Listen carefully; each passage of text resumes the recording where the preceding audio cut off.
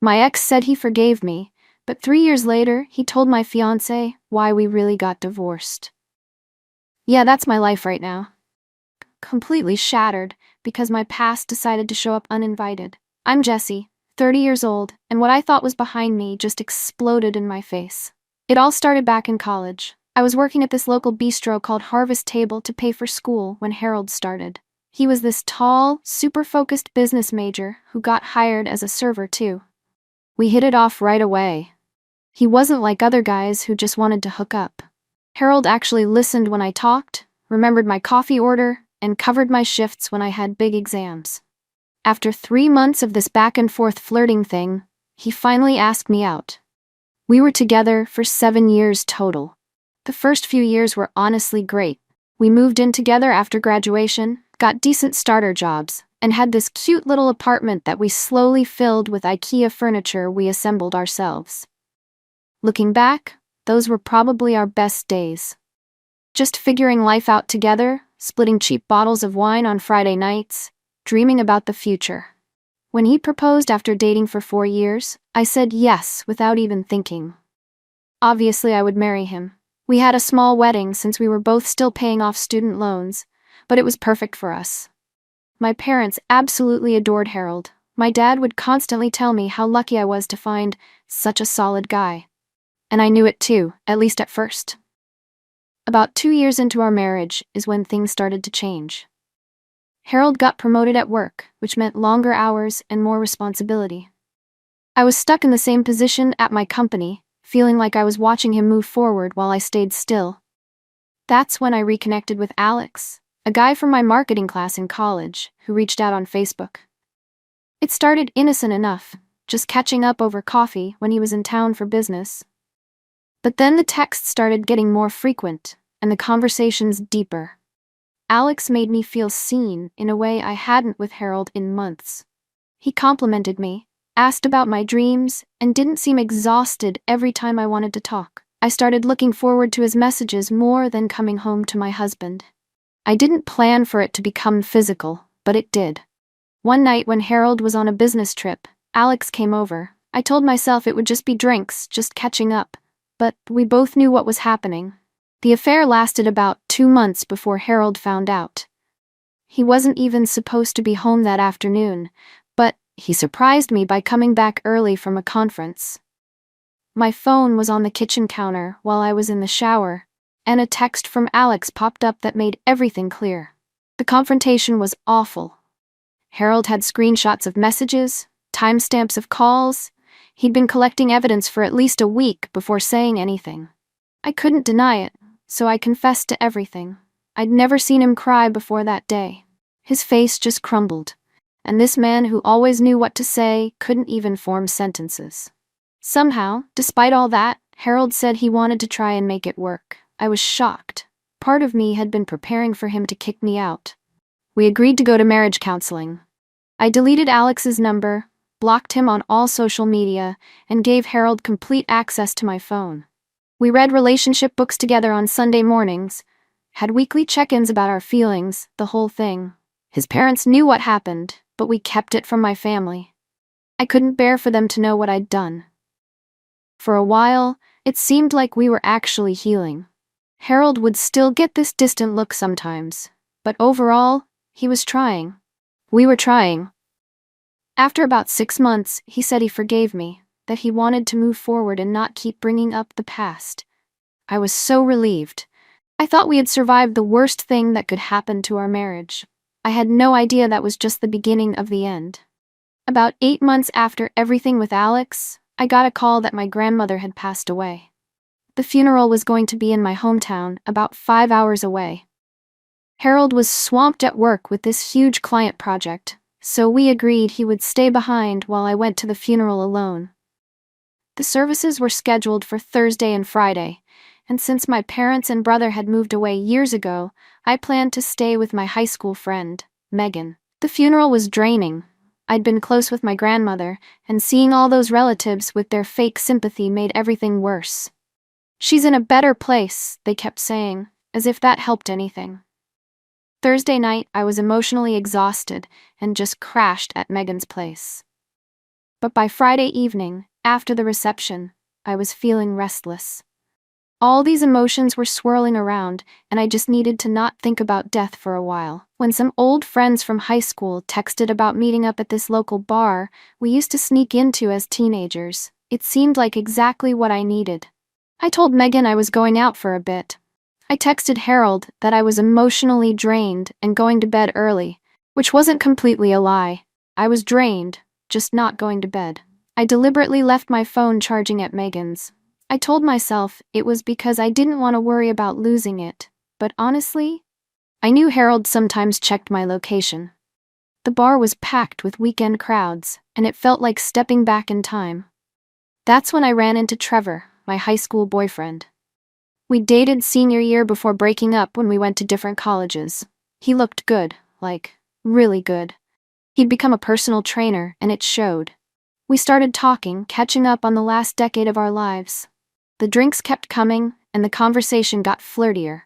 I kept telling myself it was harmless, just blowing off steam after an emotional couple of days. One drink turned into several, and several turned into leaving together. We didn't go far, just to his car in the parking lot. We didn't have sex, but we definitely crossed lines that a married woman shouldn't cross. It was stupid and reckless, but in that moment, I wasn't thinking about Harold or our marriage or the counseling or any of it.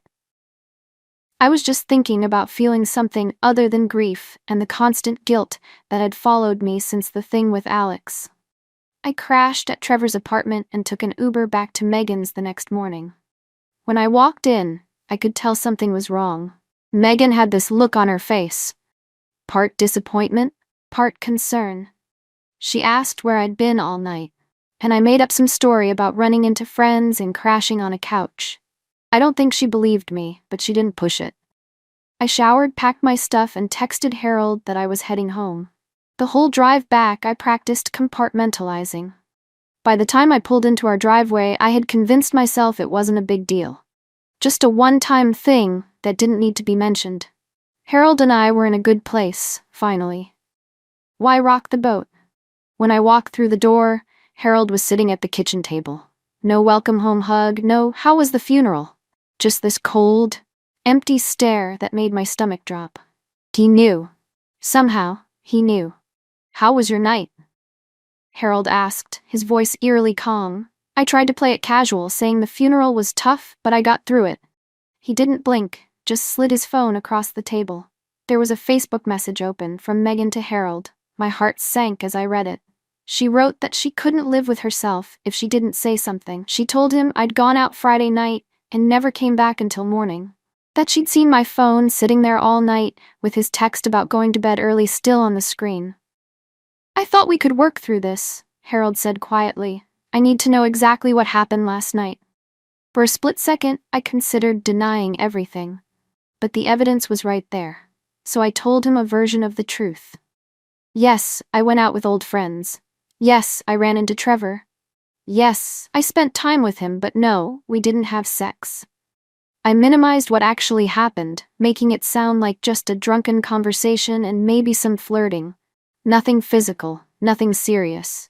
"I'll forgive you," Harold said, and relief washed over me until he continued. "I just need to know everything like last time. Full disclosure, then we can move forward." I should have known it was a trap. I shared a few more details, still downplaying everything, insisting nothing really happened.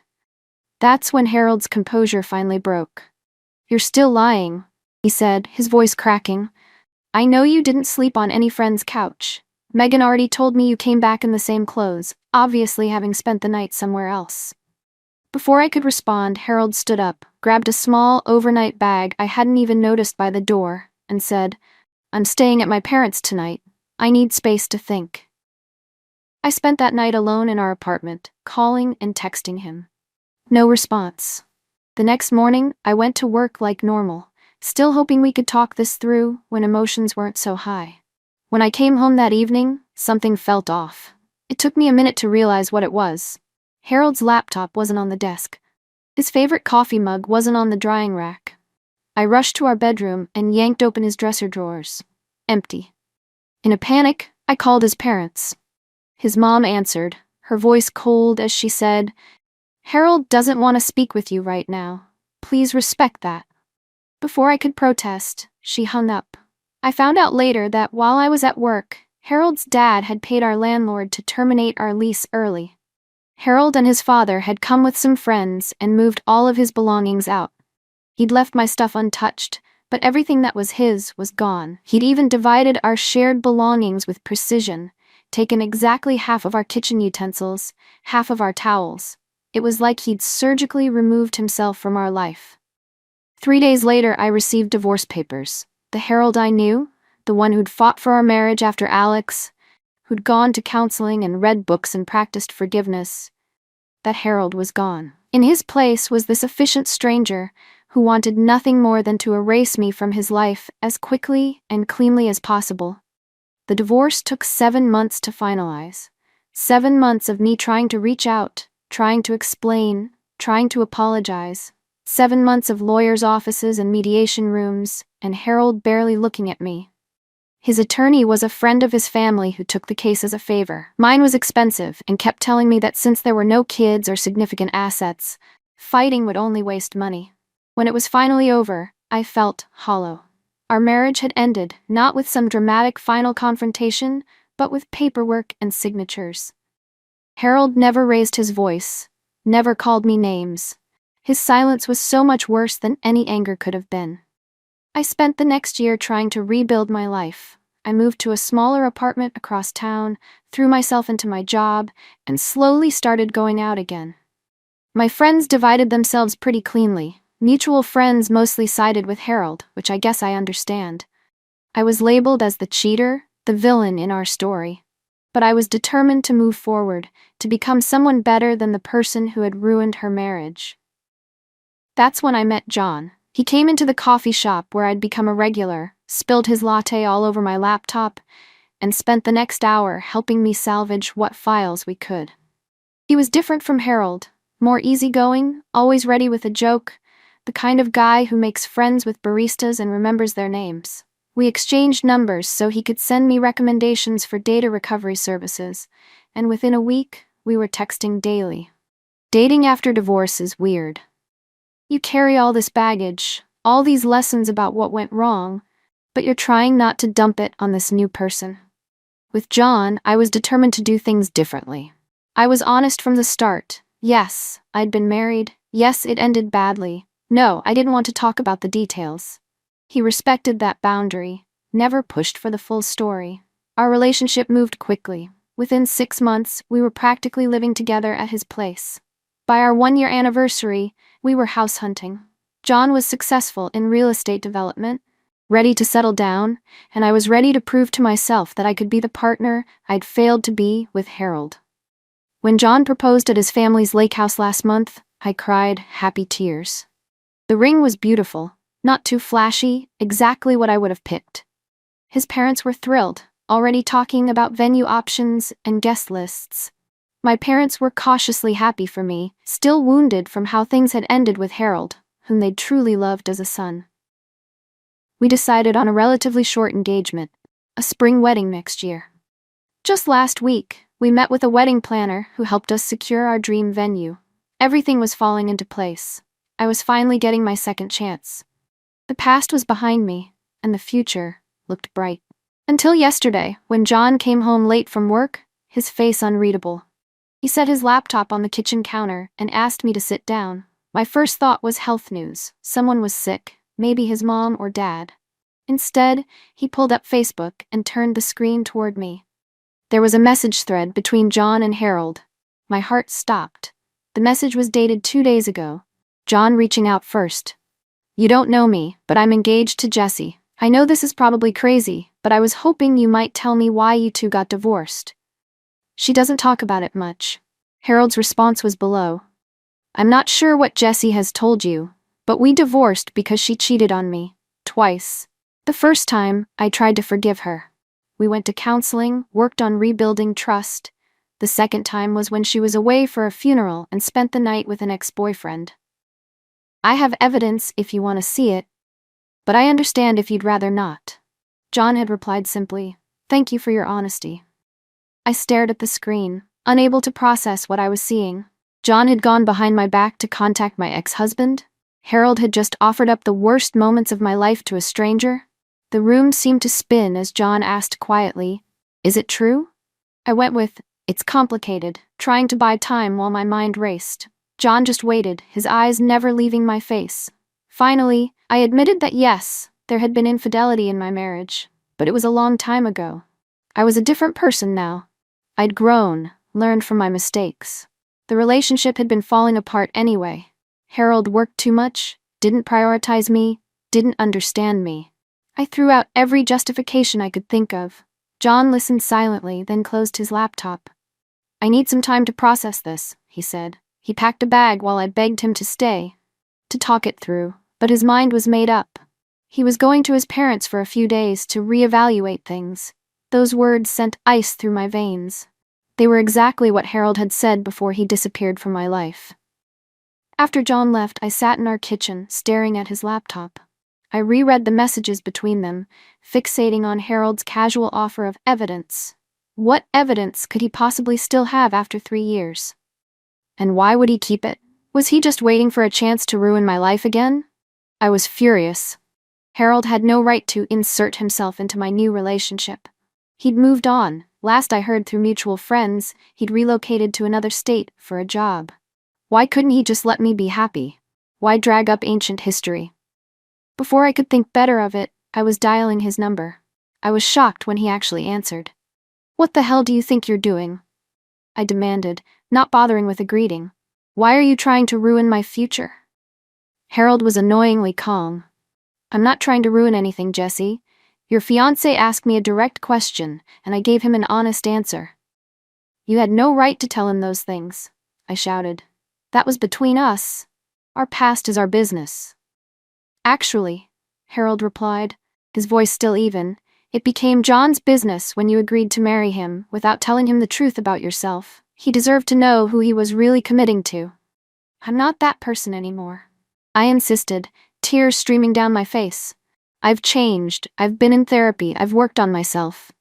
"Maybe you have," Harold said, "but that doesn't erase what happened, and it doesn't mean John doesn't deserve honesty." "You're still punishing me after all this time," I accused. "You never really forgave me." There was a long pause before Harold responded, "I did forgive you, Jesse. The first time. That's why the second time hurt so much more. But this isn't about punishment, it's about truth." John asked, and I answered. "What happens now is between you two." After we hung up, I tried calling John. Straight to voicemail. Texted him, no response. Called his parents' house, his mom answered, said he wasn't available, her voice tight with forced politeness. The parallel to what happened with Harold was too obvious to ignore. I spent that night pacing our house, alternating between fury at Harold for interfering and desperation about losing John. By morning, I'd convinced myself that this was just a bump in the road. John loved me. He'd be angry for a few days, but we'd work through it. We had too much invested in each other, in our future together, to throw it all away over my past mistakes. But days turned into a week with minimal contact. The few texts John sent were practical. He was stopping by to pick up work documents while I was at the office or asking if I'd seen his passport. Nothing about us, nothing about coming home. Finally, after 8 excruciating days, John called and asked to meet at a neutral location, the park near our house. My heart lifted. This had to be good news. He wouldn't ask to meet in person just to end things, right? I arrived early, sat on our usual bench, the spring sun warm on my face. When John approached, I could tell immediately from his expression that this wasn't going to be the reconciliation I'd hoped for. He sat beside me, leaving more space between us than normal. "I've been doing a lot of thinking," he began, staring out at the duck pond rather than at me. "And talking to my parents, my sister, my best friend, even saw a therapist for a session." I waited, heart pounding, as he continued. "The thing is, Jesse, it's not even really about what you did in your marriage. People make mistakes, but it's the fact that you hid it from me. We've been together for almost 2 years, talking about building a life together, and you never thought I deserved to know this huge thing about your past." "I was afraid," I admitted. "Afraid you'd look at me differently, that you wouldn't understand it was a different time in my life." John finally turned to me, his eyes sad but resolved. But don't you see? By not telling me, you took away my chance to understand. You made that decision for both of us. And now I have to wonder what else you might decide I don't need to know. He reached into his pocket and pulled out my engagement ring. I hadn't even noticed it was missing from my jewelry box. I'm sorry, Jesse, I can't do this. I begged, I pleaded, I promised complete honesty from that moment forward. But John's mind was made up. Trust, once broken, was nearly impossible for him to rebuild. He'd watched his mother stay with his cheating father, had seen how it slowly poisoned their relationship. He wouldn't do that to himself. As John walked away, leaving me sobbing on that bench, I realized the true cost of my actions. It wasn't just my marriage to Harold I'd destroyed. It was my chance at happiness with John. It was the future we'd planned together. All gone because of choices I'd made years ago. Choices I'd tried to bury instead of own. The days that followed were a blur of logistics. John moved his things out while I was at work. Friends who'd become our friends, during our relationship, slowly stopped including me in plans. The wedding planner called about the non-refundable deposit we'd put down. John had already contacted her to cancel everything. Social media became a minefield. I hadn't changed my relationship status yet, couldn't bear to make it official, but mutual friends started posting photos of gathering at our favorite bar, gatherings I hadn't been invited to, with John clearly present. I tried not to obsessively check his profile, but of course I did, torturing myself with glimpses of his life continuing without me. 2 weeks after our breakup, I received a package. Inside was a thumb drive with a simple note. Since you accused me of making things up, here's the evidence I offered John. He declined to see it. Maybe you should. It was unsigned, but obviously from Harold. Against my better judgment, I plugged it in. There were folders neatly labeled, one with screenshots of my messages with Alex from years ago, one with Megan's original message to Harold about the night of the funeral, one with what appeared to be location data from my phone showing I'd disabled tracking that night.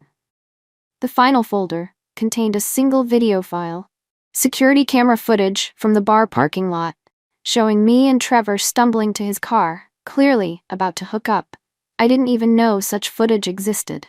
How had Harold gotten this? Had he been collecting evidence all this time, just waiting to use it against me? The reality hit me like a physical blow. This wasn't about Harold being vindictive. This was about me never facing the full consequences of my actions. I'd built my new life on the foundation of a sanitized past, one where I was more victim than perpetrator. And now that foundation had crumbled. A month has passed since then. John has already put our house on the market. He works in real estate, after all, and knows how to move property quickly. I'm staying with a college friend until I can find my own place, sleeping on her couch, trying not to overstay my welcome. My parents keep asking what happened, why the wedding is off, but I can't bring myself to tell them the full truth. They'd only blame me, like everyone else. Yesterday, I was scrolling through Instagram when I saw it. A photo of Harold with a woman I didn't recognize. They were hiking somewhere beautiful, mountain views behind them, both smiling widely. The caption mentioned it was their 1-year anniversary trip. 1 year. He'd been with her while I was with John, building his new life, while I thought I was building mine. The worst part was seeing the comments below. Mutual friends we once shared congratulating them, saying what a perfect couple they were, how happy they looked together. These same friends who'd pulled away from me after our divorce. Harold had moved on completely, while I was right back at square one. Last night, I finally broke down and called my therapist for an emergency session. I sobbed in her office, raging about how unfair it all was, how Harold got to be happy while I was miserable, how one mistake, okay, 2 mistakes, from years ago, was still ruining my life. She listened patiently, then asked a question that stopped me cold.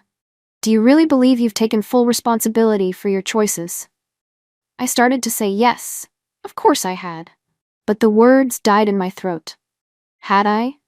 Or had I spent the last 3 years telling myself a story where I was more wrong than wrong? Where Harold's abandonment justified my betrayals? Where I was the victim of circumstance rather than the author of my own misfortune?